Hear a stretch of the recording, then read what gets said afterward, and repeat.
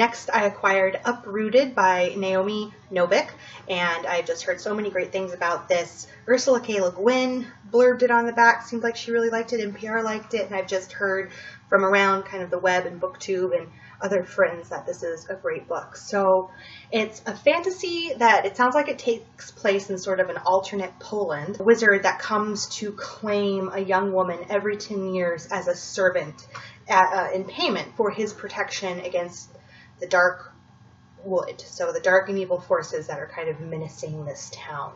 So it follows a young woman who believes that her beautiful best friend is going to be taken and what happens from there. So Uprooted by Naomi Novik.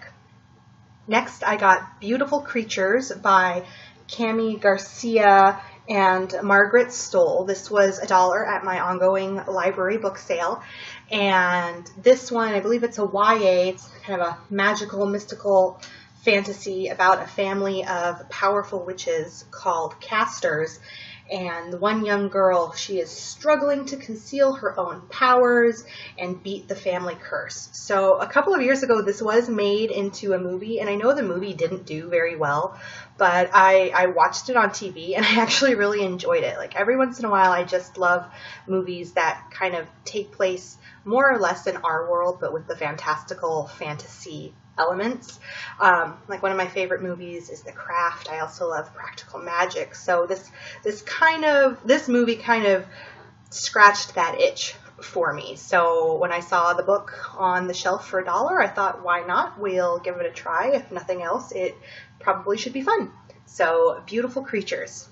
So another $1 ongoing library book sales score was The Last Ship by William Brinkley. And again, TNT, I guess, did a series of this. I've never seen it, but it sounded interesting. So total nuclear war has devastated the world. There's only one surviving ship of men and very few women. So I'm sure that's going to play into something there.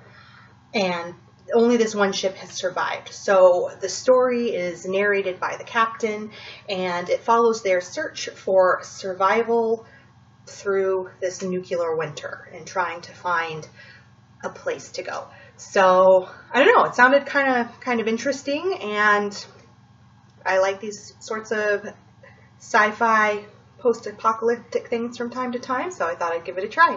The Last Ship, William Brinkley.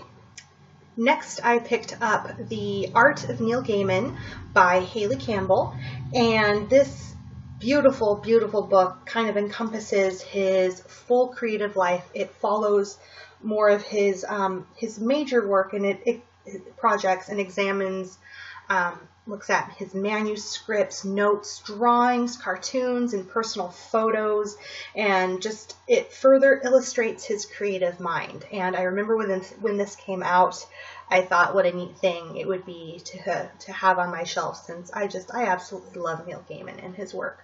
So I grabbed it when I saw it at my used bookstore. And just look at this. Look at these spreads. Oh, manuscripts, notes, journals. Cool stuff. Ooh, Sandman. So I was excited to pick this up, and hopefully I'll get to reading this soon. So The Art of Neil Gaiman by Haley Campbell. Next, I picked up Leviathan Wakes by James S.A. Corey, which is what the sci-fi TV show The Expanse is based off of, which I've watched the first couple of episodes, and they were so good. I just haven't had time to get back to them and finish them, but I decided to pick up the book. And this one follows Holden, who is the XO of an ice miner, and then a Detective Miller, who is looking for the daughter of a very wealthy and influential family. Sounds like they are players in the larger workings of the Earth government and the Outer Planet revolutionaries, and they may possess the key to changing the universe. So this, I've heard nothing but good things about this from multiple people, and it's just a wonderful space opera, and holy cow, look at this thing. this should keep me busy for a while whenever I do get to it. So I am trying to decide, do I read it before I finish watching the series, or do I watch the series and just not worry about it?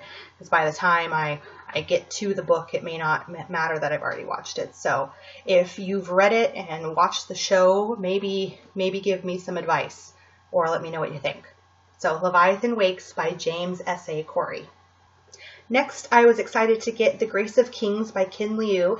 I have been wanting this one for a while now. I remember when it first came out, just reading some really excellent reviews about it. And it's a fantasy, but it's not set in the typical, or what we've come to expect as being the typical fantasy world where it's kind of, medieval European. This is not that. So this one, it follows two friends who once rebelled together against tyranny, and they now find themselves on opposite sides in opposing factions with very different opinions about justice and about how their world needs to be run. So when I saw it out in paperback, a little bit easier to carry around with me, I grabbed it. However, the only issue, which I already have with this, is it is pretty big.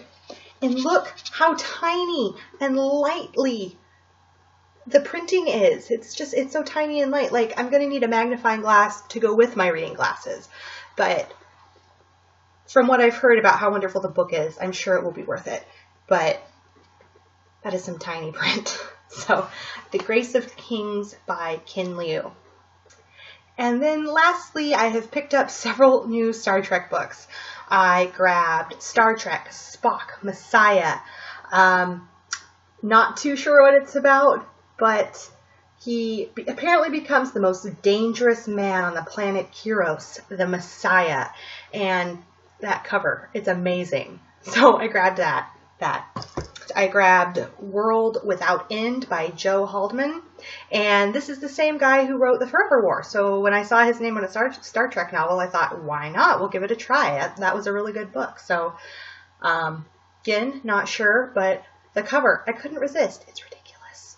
Then I grabbed Vulcan by Kathleen Sky. Again, another ridiculous cover that I just couldn't resist. And I guess Spock is sent on a death-defying mission into a war of ant-type aliens with a brilliant, beautiful scientist who hates Vulcans. So, what's gonna happen? Vulcan by Kathleen Sky. And then, because very important to have, because you never know where you might end up in the galaxy, I got the Klingon Dictionary. I did, yes. And the cashier even tried to teach me how to say, "Where are you hiding the chocolate?" in Klingon. And I wish I could speak it. I wish I could say it, but I can't remember. So this last weekend I went to Star Trek in the Park in Seattle. It's been going on for, I think this was the 6th year. It's a local production by Hello Earth Productions, and Dr. Mark Okrand was their opening act. I guess he's a friend of the director, and so the past couple of years he has come up, his vacation has coincided with some of the performances. So he comes and he hangs out and he talks about his work on Star Trek. So it was a lot of fun hearing him speak. He is a linguist, so just the information he had, the experiences he's had, really, really interesting. So figured I needed to pick this up in case he comes back next year and I could have him sign it. And I'm sure it will be an indispensable part of my library. So the Klingon Dictionary by Dr. Mark Okrand. So that's it. That's my haul. I had quite a few acquisitions over the past several weeks. I think that was something like 15 new books, most of them used from the used bookstore from my library book sale. And that was just the sci-fi fantasy portion of things. There was some fiction I acquired as well, but I decided just to stick to the sci-fi and fantasy for the purposes of my booktube. So that's it. Thank you so much for watching, and I'll see you next time. Bye.